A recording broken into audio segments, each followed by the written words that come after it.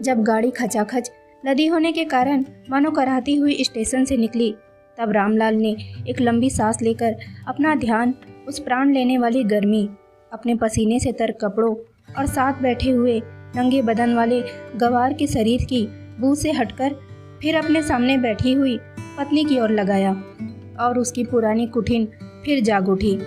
रामलाल की शादी हुए 2 बरस हो चले हैं। 2 बरस में शादी का नयापन पुराना हो जाता है।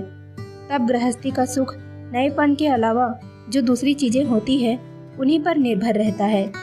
मातृत्व या पितृत्व की भावना, समान रुचियाँ, इकट्ठे बिताए हुए दिनों की स्मृतियाँ, एक दूसरे को पहुँचाए गए सुख, क्लेश की छाप, नयापन मिट जाने के बाद ये और ऐसी चीज़ें ही ईंटें होती है जिनमें गृहस्थी की भीत खड़ी होती है। और रामलाल के जीवन में ये सब जैसे थे ही नहीं। उसकी कोई संतान नहीं थी। जहाँ तक उसके दाम्पत्य जीवन के सुख दुख की उसे याद थी, वहाँ तक उसे यही दिखता था कि उन्होंने एक दूसरे को कुछ दिया है तो क्लेश ही दिया है। इससे आगे थोड़ी बहुत मामूली सहूलियत एक दूसरे के लिए पैदा की गई है, लेकिन उसका शिथिल दिमाग उन चीज़ों को सुख कहने को तैयार नहीं है। उदाहरणतया वह कमाकर कुछ लाता रहा और स्त्री रोटी पकाकर देती रही है, कपड़े धोती रही है, झाड़ू लगाती रही है, चक्की भी पीसती रही है। क्या इन सब चीज़ों का नाम ही सुख है? क्या उसने शादी इसलिए की थी कि एक मेहरी उसे मिल जाए और वह खुद एक दिन से दूसरा दिन कर ले कि चकचक में बच जाए और बस? क्या उसने बीए तक पढ़ाई इसीलिए की थी कि हर महीने 20 रुपया कमाकर इसके आगे लाकर पटक दिया करे कि ले इस कबाड़ खाने को संभाल और इस ढाबे को चलता रख?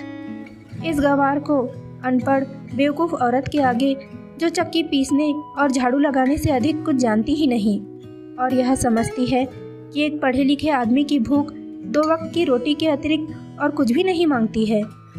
उसकी खींच एकाएक बढ़कर क्रोध बन गई। स्त्री की ओर से आँख हटाकर वह सोचने लगा, इसका नाम किसने रखा?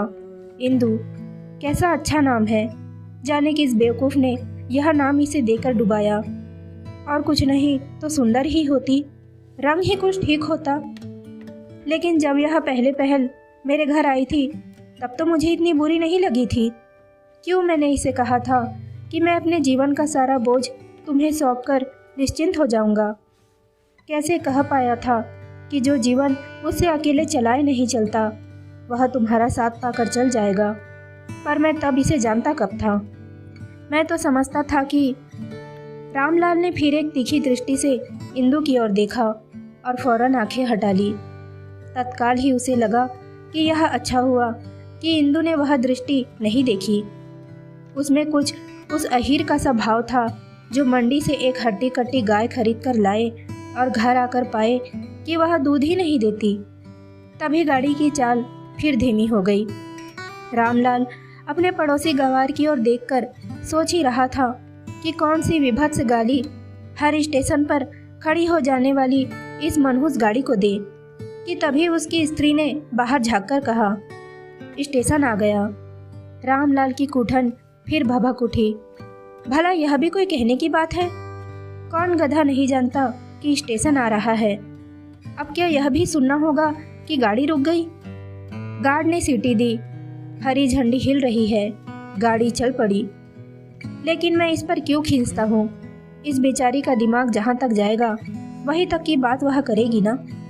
अब मैं उससे आशा करूँ कि इस समय वह मेघदूत मुझे सुनाने लग जाए और वह इस आशा को पूरा न करे तो क्या कसूर है?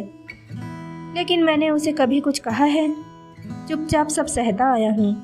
एक भी कठोर शब्द उसके प्रति मेरे मुंह से निकला हो तो मेरी जबान खींच ले। आखिर पढ़ लिख कर इतनी तमीज भी न आई तो पढ़ा लिखा क्या खाक? समझदार का काम है सहना।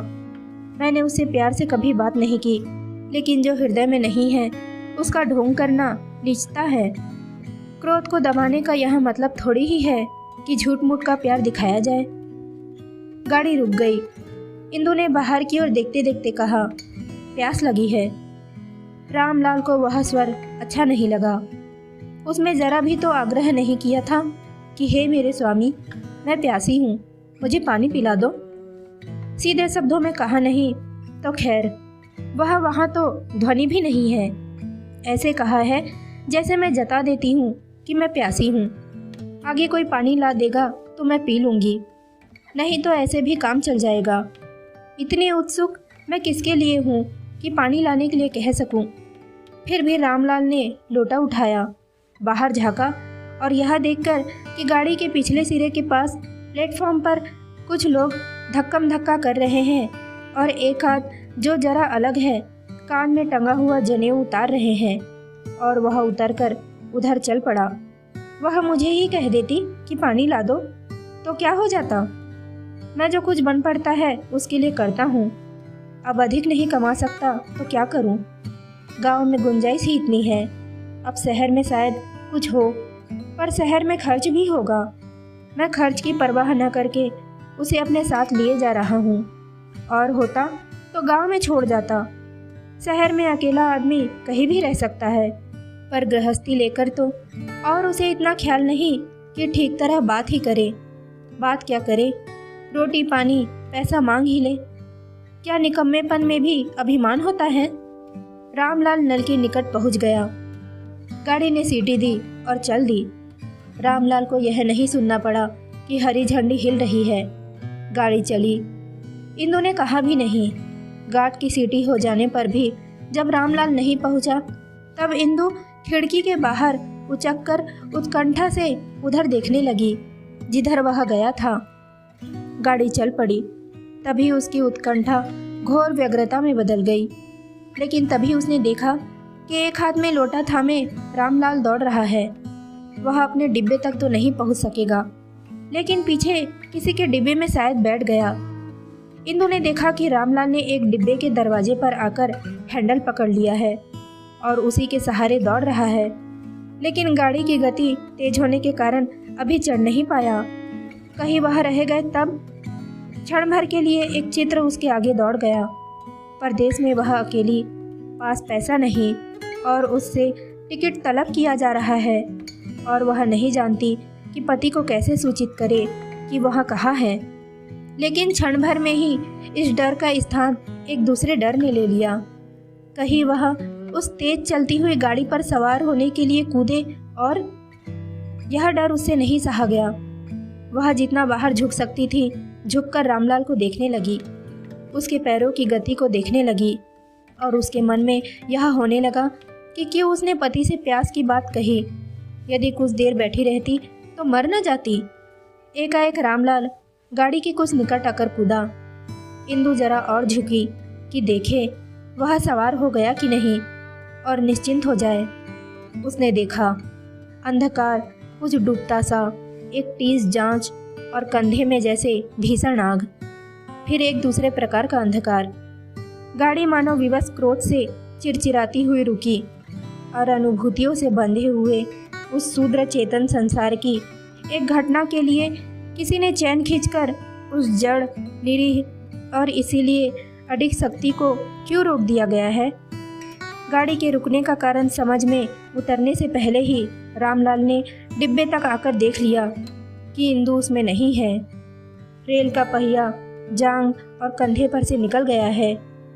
एक आंख भी जाने क्यों बंद होकर सूज आई थी। बाहर कोई चोट दिख नहीं रही थी और केस लहू से सनकर जटा हो रहे थे। रामलाल ने पास आकर देखा और रह गया, ऐसा बेबस पत्थर रह गया कि हाथ का लोटा भी गिरना भूल गया। थोड़ी देर बाद जब जरा काँप कर इंदु की एक आँख खुली तो बिना किसी की ओर देखे ही स्थिर हो गई और क्षीण स्वर में कहा, मैं चली।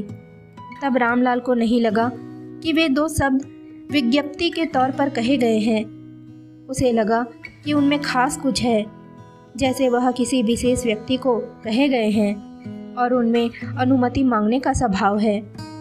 उसने एकाएक चाहा कि बढ़कर लोटा इंदु के मुंह से छुआ ले, लेकिन लोटे का ध्यान आते ही वह उसके हाथ से छूटकर गिर गया। रामलाल उस आंख की ओर देखता रहा, लेकिन फिर वह झपकी नहीं। गाड़ी चली गई। थोड़ी देर बाद एक डॉक्टर ने आकर एक बार शरीर की ओर देखा, एक बार रामलाल की ओर, फिर एक बार उस खुली हुई आँख की ओर, और फिर धीरे से पल्ला खींचकर इंदु का मुंह ढक लिया। गाड़ी जरा सी देर रुककर चली गई थी। दुनिया जरा भी नहीं रुकी। गाड़ी आदमी की बनाई हुई है, दुनिया को बनाने वाला ईश्वर है। 20 साल हो गए। घिरती रात में हर एक स्टेशन पर रुकने वाली एक गाड़ी के सेकंड क्लास डिब्बे में रामलाल लेटा हुआ था। वह कलकत्ते से रुपया कमाकर लौट रहा था। आज उसके मन में गाड़ी पर खिंज नहीं थी। आज वह यात्रा पर जा नहीं रहा था, लौट रहा था और वह थका हुआ था। एक छोटे स्टेशन पर वह एकाएक भड़बड़ाकर उठ बैठा। बाहर झाँक कर देखा, कहीं कोई कूली नहीं था। वह स्वयं बिस्तर और बैग बाहर रखने लगा। तभी स्टेशन के पॉइंटमैन ने आकर कहा, बाबूजी, कहाँ जाइएगा? छोटे स्टेशनों पर लाइनमैन और पॉइंटमैन ही मौके बेमौके पर कुली का काम कर देते हैं। रामलाल ने कहा, यही एक तरफ करके रख दो। और कुछ सामान नहीं है? बाकी ब्रेक में रखा है, आगे जाएगा। अच्छा। गाड़ी चली गई। बूढ़े पॉइंटमैन ने सामान स्टेशन के अंदर ठीक से रख दिया। रामलाल बेंच पर बैठ गया। स्टेशन के एक कोने में एक बड़ा लैंप जल रहा था। उसकी ओर पीट करके जाने क्या सोचने लग गया। भूल गया कि कोई उसके पास खड़ा है। बूढ़े ने पूछा, बाबूजी, कैसे आना हुआ?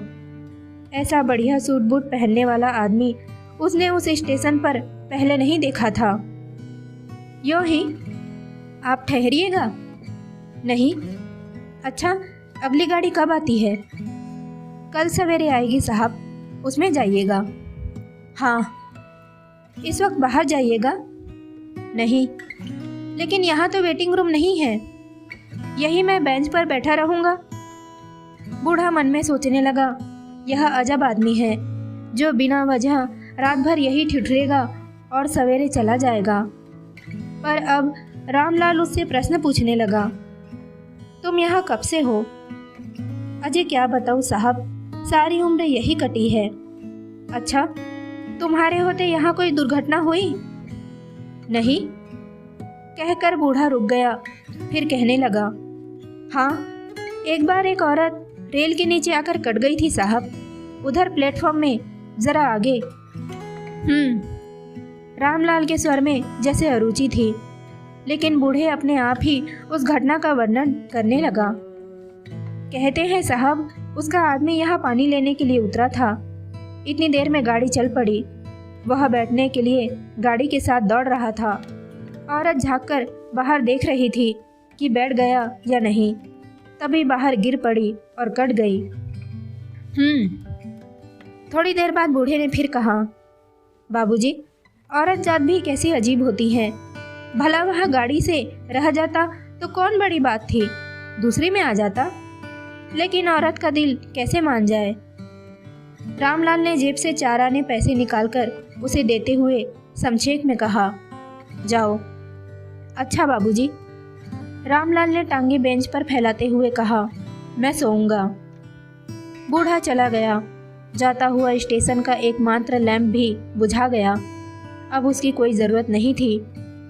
रामलाल उठकर प्लेटफॉर्म पर टहलने लगा और सोचने लगा, उसने पानी नहीं मांगा था, लेकिन अगर मैंने ही कह दिया होता कि मैं अभी लाए देता हूँ पानी, तो आदमी जब चाहता है जीवन के 20 वर्षों को 20 मिनट बस 20 सेकंड में जी डालता है, और वह 20 सेकंड भी ऐसे जो आज के नहीं 20 वर्ष पहले के हैं, मर चुके हैं। तब उसकी आत्मा का अकेलापन कहाँ नहीं जा सकता। अंधेरे में ही कुछ अनुभव किया जा सकता है। रामलाल स्टेशन का प्लेटफॉर्म पार करके रेल की पटरी के साथ हो लिया। 110 कदम चलकर वह रुका और पटरी की ओर देखने लगा। उसे लगा कि पटरी के नीचे लकड़ी के स्लीपरों पर जैसे खून के पुराने धब्बे हैं। वह पटरी के पास ही बैठ गया, लेकिन 20 वर्षों में तो स्लीपर कई बार बदल चुके हैं। ये धब्बे खून के हैं या तेल के? रामलाल ने चारों ओर देखा। वही स्थान है। हाँ, वही स्थान है। आसपास के दृश्य और अधिक उसका मन गवाही देता है। और रामलाल घुटनों के बल टेक कर आंखें बंद करके पुराने दृश्यों को जिलाता है। वह कठोर एकाग्रता से उन दृश्य को सामने लाना चाहता है। नहीं, सामने आने से रोकना चाहता है। नहीं, वह कुछ भी नहीं चाहता। दरअसल वह नहीं जानता कि वह क्या चाहता है या नहीं चाहता है। उसने अपने आप को एक प्रेत को समर्पित कर दिया है। जीवन में उससे खींचे रहने का यही एक प्रायश्चित उसके पास है। और इस समय स्वयं मिट्टी होकर, स्वयं प्रेत होकर वह मानो उससे एक हो लेना चाहता है, उससे कुछ आदेश पा लेना चाहता है। जाने कितनी बार वह चौंकता है। अचानक सामने से कहीं रोने की आवाज़ आ रही है, एक औरत के रोने की। रामलाल ने उठकर चारों ओर देखा, कहीं कुछ नहीं दिखता। आवाज़ निरंतर आ रही है। रामलाल आवाज़ की ओर चल पड़ा, जो स्टेशन से परे दूसरी ओर है। इंदु कभी रोई थी, उसे याद नहीं आता। लेकिन यह कौन है जो रो रहा है, और इस आवाज़ में यह कशिश क्यों है? कौन है? कोई उत्तर नहीं मिलता। 2-4 कदम चलकर रामलाल ने कोमल स्वर में फिर पूछा, कौन रोता है? रेल की पटरी के पास से कोई उठा। रामलाल ने देखा कि किसी गाढ़े रंग के आवरण में बिल्कुल लिपटी हुई एक स्त्री। वह स्त्री रामलाल को पास आता हुआ देखकर जल्दी से एक और चल दी और क्षण भर में छुरपुट की ओट में चली गई। रामलाल उसका पीछा करता रहा, लेकिन अंधकार में पीछा करना व्यर्थ है, कुछ दिखता ही नहीं। रामलाल पटरी की ओर फिर वापस लौटकर वह स्थान खोजा जहां वह बैठी थी। क्या यहीं पर? नहीं, शायद थोड़ा आगे। हाँ, थोड़ा और आगे। यहाँ पर? नहीं नहीं, थोड़ा और आगे। उसका पैर किसी गुदगुदी हुई चीज से टकराया। उसने झुककर टटोला, एक कपड़े की पोटली। वह बैठकर उस पोटली को खोलने लगा। पोटली के अंदर से एक चीख उठती है। कांपते हाथों से उठाकर उसने देखा कि पोटली में एक छोटा सा शिशु है, जिसने उसे जगा दिया है। वह शिशु को गोद में लेकर थपथपाते हुए स्टेशन लौट आया और बेंच पर बैठ गया। घड़ी देखा कि 3 बजे हैं, 5 बजे गाड़ी मिलेगी। अपने ओवरकोट से बच्चे को ढक लिया। 2 घंटे के लिए इतना प्रबंध काफ़ी है। गाड़ी में बिस्तर खोला जा सकेगा। रामलाल ने अपने गांव में एक पक्का मकान बना लिया है और उसी में रहता है। साथ रहती है वह पाई हुई शिशु कन्या, जिसका नाम उसने इंदु कला रखा है, और उसकी आया, जो दिन भर उसे गाड़ी में फिराया करती है। गांव के लोग कहते हैं कि रामलाल पागल है। पैसे वाले वैसे भी पागल होते हैं, और इंदु जहाँ जहाँ जाती है वे उंगली उठाकर कहते हैं कि वह देखो, उस पागल बूढ़े की बेटी। इसमें बड़ा गूढ़ व्यंग है, क्योंकि वे जानते हैं कि बूढ़ा रामलाल किसी के पाप का बोझ ढो रहा है। लेकिन रामलाल को किसी की परवाह नहीं है। वह निर्द्वंद है, उसके हृदय में विश्वास है। वह खूब जानता है कि उसकी क्षमाशिला इंदु ने स्वयं प्रकट होकर अपने स्नेहपूर्ण अनुकंपा के चिन्ह स्वरूप अपना अंश और प्रतिरूप, वह बेटी, उसे भेंट कर दी है, और यह इंदु की बेटी है।